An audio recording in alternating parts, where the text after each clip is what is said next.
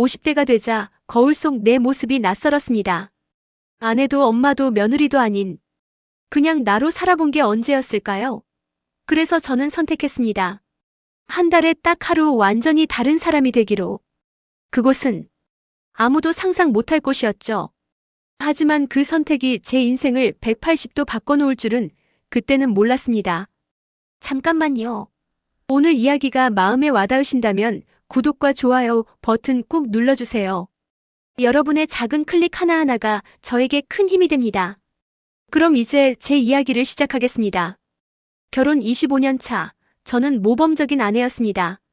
아침 6시면 일어나 남편과 아이들 아침을 챙기고 시부모님 병원 모시고 저녁엔 가족 식사 준비. 주말엔 남편 골프 모임에 동행하거나 친척들 모임에 참석했죠. 누가 봐도 행복한 가정이었습니다. 경제적으로 여유롭고 자녀들도 잘 자랐으며 남편도 성실했으니까요.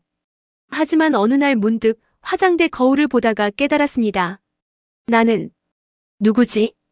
거울 속 여자는 누구의 아내이고 누구의 엄마이고 누구의 며느리였지만 나는 아니었습니다. 내가 좋아하는 게 뭔지, 내가 하고 싶은 게 뭔지, 심지어 내가 어떤 음악을 좋아하는지조차 까먹은 지 오래였어요.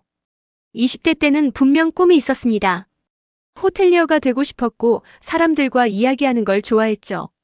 대학 때는 과 대표를 맡을 만큼 사교적이었고 모임에만 가면 분위기 메이커였습니다. 하지만 결혼 후 그 모든 게 조금씩 희미해졌어요. 당신은 집만 잘 지키면 돼. 내가 다 벌어올게. 남편의 이 말이 처음엔 든든하게 느껴졌습니다. 하지만 시간이 지나자 그 말은 마치 새장처럼 저를 가둬버렸어요. 집안에서만, 가족을 위해서만, 누군가의 뒷받침으로만 존재하는 살. 50대가 되자 아이들은 독립했고 남편은 더 바빠졌습니다. 집은 텅 비었고 저는 하루 종일 할 일이 없었어요. 드라마를 봐도 책을 읽어도 산책을 해도 뭔가 공허했습니다. 이게 내가 원하던 삶이었나? 그러던 어느 날 대학 동창회에서 만난 친구 하나가 제 눈에 들어왔습니다. 미연이었어요. 20년 만에 만난 그녀는 놀랍도록 빛나 보였습니다. 값비싼 옷이나 액세서리 때문이 아니었어요. 그녀의 눈빛이 살아있었습니다. 너 요즘 뭐 해? 제가 물었죠. 나? 일 좀 하지. 그녀가 웃으며 대답했습니다. 무슨 일? 말하면 놀랄걸. 룸살롱에서 일해. 저는 깜짝 놀랐습니다. 미연이도 저처럼 평범한 가정주부였거든요. 하지만 그녀는 전혀 어둡거나 불행해 보이지 않았습니다. 오히려 자신감 넘치고 당당했어요. 처음엔 나도 무서웠어. 근데 가보니까 생각보다 괜찮더라고. 한 달에 한두 번만 나가. 가족들은 모르지. 친구 만나러 간다고 하고. 거기서 나는 나로 살 수 있어. 알겠어? 그녀의 말이 계속 머릿속을 맴돌았습니다. 그날 밤 잠을 이루지 못했어요. 솔직히 무서웠습니다. 하지만 동시에 궁금했습니다. 나도 그곳에서 다른 사람이 될 수 있을까? 일주일을 고민하다가 저는 미연에게 연락했습니다. 나도 해볼 수 있을까? 당연하지. 너 같은 사람이 오히려 잘 어울릴 거야. 그렇게 저의 비밀스러운 이중생활이 시작되었습니다. 한 달에 단 하루. 금요일 저녁 저는 남편에게 대학 동창 모임이 있다고 말하고 집을 나섰습니다. 처음 그곳에 발을 들여놓던 날을 잊을 수 없어요. 심장이 터질 듯 뛰었고 다리가 후들거렸습니다. 내가 지금 뭐 하는 거지? 수없이 되뇌었죠. 하지만 문을 열고 들어서자 세상이 달라 보였습니다. 그곳의 이름은 클럽 프리마돈나였습니다. 화려한 샹들리에, 은은한 조명, 부드러운 재즈 음악. 생각보다 고급스럽고 세련된 분위기였어요. 마담님이 저를 맞이했습니다. 처음이시죠? 긴장 안 해도 돼요. 여기는 그냥 대화하는 곳이에요. 손님들도 다 좋은 분들이고. 제 예명은 수연이 되었습니다. 평소 제 이름이 지혜인데 완전히 다른 사람이 되고 싶었거든요. 첫 손님은 50대 초반의 기업 임원이었습니다. 정장을 빼입은 그는 피곤한 표정으로 앉아 있었어요. 저는 떨리는 손으로 술을 따르며 말을 걸었습니다. 오늘 많이 힘드셨나 봐요. 어떻게 알았어요? 그가 놀란 듯 물었죠. 표정에 다 써 있어요. 이런 날엔 말하는 게 약이에요. 그렇게 저는 그의 이야기를 들어주기 시작했습니다. 회사 일, 가족 걱정, 미래에 대한 불안. 그는 한참을 말했고 저는 그저 고개를 끄덕이며 들어줬어요. 신기했습니다. 제가 특별한 말을 한 것도 아닌데 그는 제게 계속 고마워했어요. 수연 씨 같은 분은 처음이에요. 진짜 들어주시네. 다른 분들은 그냥 웃기만 하거나 적당히 맞장구만 쳤는데 그날 저는 깨달았습니다. 여기서 필요한 건 젊음이나 외모가 아니었어요. 진심으로 공감하고 상대를 이해하려는 마음. 그게 전부였습니다. 두 번째, 세 번째 방문을 거듭하면서 저는 점점 자신감이 붙었습니다. 제 나름대로의 스타일도 생겼죠. 화려한 드레스 대신 우아한 원피스를 입었고 과한 화장 대신 자연스러운 메이크업을 했어요. 손님들은 저를 품격 있는 누나, 편안한 언니 같다고 표현했습니다. 20대 여자들에게서는 느낄 수 없는 50대만의 여유와 깊이가 있다고 했죠. 다른 곳은 시끄럽기만 한데 여기 수연 씨랑 있으면 편해요. 마치 오래된 친구랑 술 마시는 것 같아요. 한 손님의 이 말이 제 가슴을 뜨겁게 만들었습니다. 집에서는 아무도 제 말에 귀 기울이지 않았어요. 남편은 바빠서, 아이들은 독립해서. 하지만 여기서는 달랐습니다. 제 한마디 한마디에 사람들이 웃고 공감하고 감동했어요. 수연 씨, 다음에 또 오시죠? 꼭요. 마담님, 수연 씨 있는 날 예약하고 싶어요. 이런 말들이 쌓일수록 저는 변해갔습니다. 거울을 볼 때마다 낯설었던 제 모습이 이제는 빛나 보였어요. 집에 돌아와서도 기분이 좋았고 남편에게도 더 여유롭게 대할 수 있었습니다. 무엇보다 돈이 생겼습니다. 처음엔 한 달에 200만 원 정도였는데 단골이 늘면서 300만 원, 400만 원으로 늘어났어요. 남편 몰래 제 통장에 차곡차곡 쌓이는 돈을 보며 저는 처음으로 경제적 자유를 느꼈습니다. 이 돈으로 뭘 할까? 망설임 없이 결정했습니다. 여행이었어요. 제가 20대 때부터 가고 싶었던 곳들, 결혼 후 한 번도 가보지 못했던 곳들.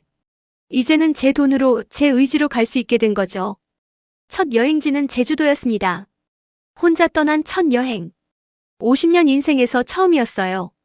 아무도 저를 아는 사람이 없는 곳에서 저는 완전히 자유로웠습니다. 바다를 보며 와인을 마시고 좋아하는 음악을 들으며 걷고 마음 가는 대로 카페에 들어가 책을 읽었습니다. 그렇게 보낸 3박 4일이 지난 25년보다 더 생생하게 느껴졌어요. 집으로 돌아왔을 때 남편이 물었습니다. 여행 어땠어?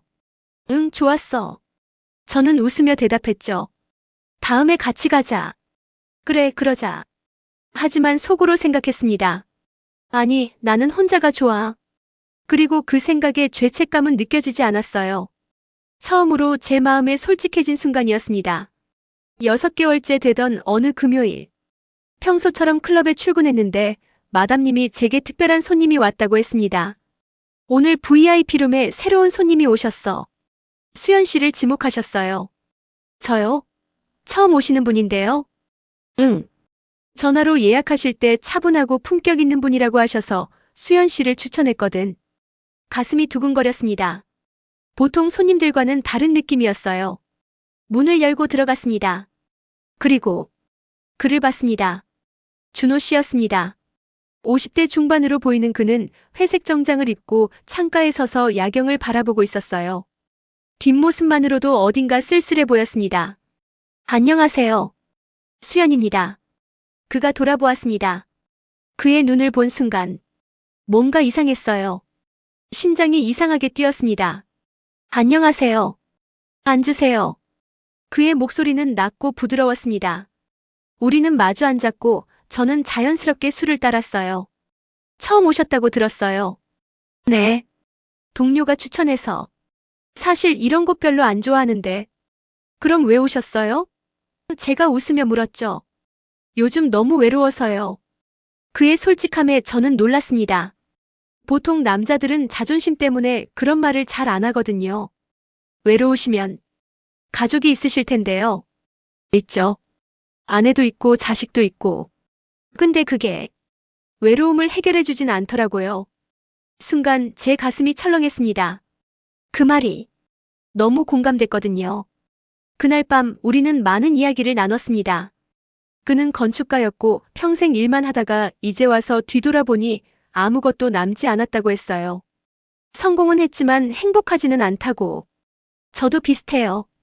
제가 조심스럽게 말했습니다. 당신도요? 네. 저도 평생 누군가를 위해 살았어요. 좋은 아내, 좋은 엄마가 되려고. 근데 정작 나는 어디 갔는지 모르겠더라고요. 그가 제 눈을 똑바로 쳐다봤습니다. 그의 눈빛에는 동질감이 있었어요. 그래서 여기 오신 거예요? 네. 여기서는 제가 될 수 있어요. 저도요. 여기서는 그냥 준호일 수 있어요. 누구의 남편도 누구의 아빠도 아닌. 우리는 그렇게 통했습니다. 그날 이후 준호 씨는 매주 금요일마다 저를 찾아왔습니다. 처음엔 손님과 직원의 관계였지만 시간이 지나면서 뭔가 달라지기 시작했어요. 우리는 술을 마시며 인생에 대해, 꿈에 대해, 후회에 대해 이야기했습니다. 그는 제 말을 경청했고 저 역시 그의 이야기에 빠져들었죠. 수연 씨는 특별해요. 무엇이요? 진짜 같아요. 다른 분들은 연기하는 것 같은데 당신은 진심이 느껴져요. 그 말에 저는 할 말을 잃었습니다. 왜냐하면 정말 진심이었거든요. 어느 날 준호 씨가 물었습니다. 여기 말고 다른 데서 만날 수 있을까요? 그건 안 돼요. 제가 고개를 저었습니다. 왜요? 여기서만 이렇게 만나야 우리가 우리로 있을 수 있잖아요. 밖으로 나가면 현실이 되어버려요. 준호 씨는 아쉬운 표정을 지었지만 고개를 끄덕였습니다. 하지만 제 마음은 이미 흔들리고 있었습니다.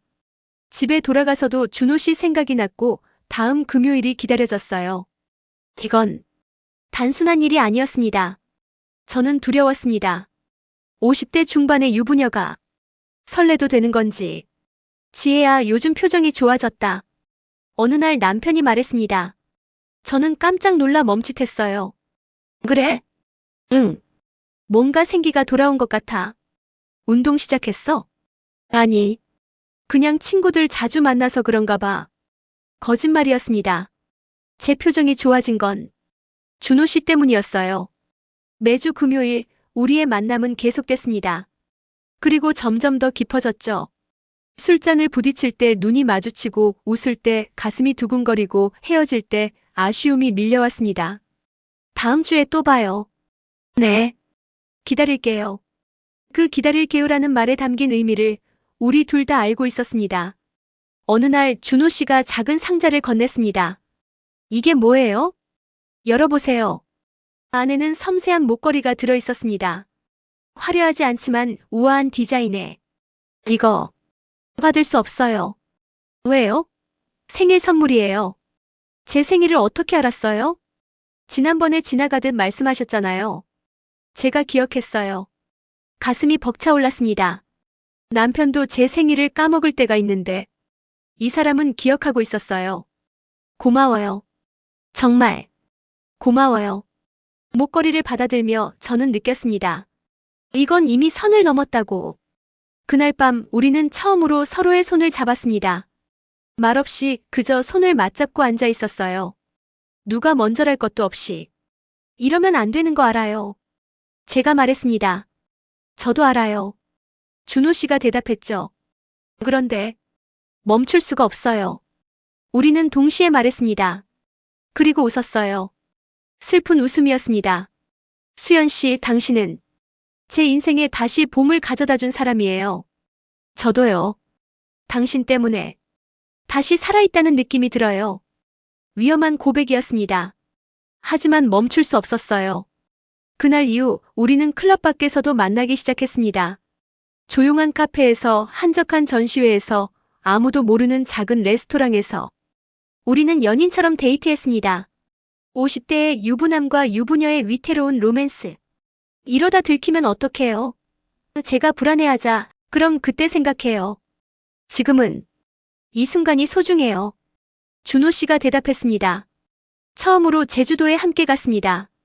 각자 가족들에게는 출장과 친구 여행이라고 거짓말하고 바다가 보이는 카페에 앉아 우리는 미래에 대해 이야기했습니다. 우리 어떻게 될까요? 모르겠어요. 하지만 후회는 하고 싶지 않아요. 저도요. 그날 밤 호텔방에서 우리는 서로를 안았습니다. 50대의 몸은 젊지 않았지만 마음은 20대처럼 뜨거웠어요. 사랑해요. 준호 씨가 속삭였습니다. 저도 사랑해요. 제가 대답했습니다. 그 순간 저는 알았습니다. 이제 돌이킬 수 없다는 것을. 3개월 후 남편이 제 가방에서 목걸이를 발견했습니다. 이거 뭐야? 내가 선물한 거 아닌데. 친구가 준 거야. 무슨 친구가 이런 비싼 걸 줘? 지혜야, 너 요즘 이상해. 그날 밤 남편과 큰 싸움을 했습니다. 결국 저는 모든 걸 털어놓았어요. 클럽에서 일한 것, 준호 씨를 만난 것, 사랑에 빠진 것. 미쳤어? 50이 넘어서 무슨 짓이야? 남편의 분노, 실망, 배신감. 모든 게 이해됐습니다. 하지만 저는 후회하지 않았어요. 미안해. 하지만 나도 살고 싶었어. 살고 싶으면 나랑 살지 왜 다른 남자를 만나? 당신과 사는 게 아니었어. 그냥 존재하는 거였어. 그 말에 남편은 할 말을 잃었습니다. 준호 씨도 아내에게 들켰습니다. 우리의 관계는 결국 무너졌어요. 지금 저는 혼자 작은 원룸에서 살고 있습니다. 이혼 절차가 진행 중이고 준호 씨도 마찬가지예요.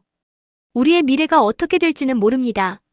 어쩌면 함께할 수도 각자의 길을 갈 수도 있어요. 하지만 후회는 없습니다. 왜냐하면 저는 처음으로 제 인생의 주인공이 됐거든요. 50대에 다시 찾은 저 자신. 그것만으로도 충분히 가치 있는 일이었습니다. 어제 준호 씨에게서 연락이 왔습니다. 수연 씨, 아니 지혜 씨. 같이 커피 한잔 할까요? 이번엔 진짜 우리 이름으로. 저는 웃으며 대답했습니다. 좋아요. 이번에는 거짓말 없이. 50대 제 인생의 새로운 장이 시작되고 있습니다. 여러분은 어떻게 생각하시나요? 댓글로 의견 남겨주세요. 그리고 이 이야기가 도움이 되셨다면 구독과 좋아요, 알림 설정까지 부탁드립니다. 다음에 더 좋은 이야기로 찾아뵙겠습니다. 감사합니다.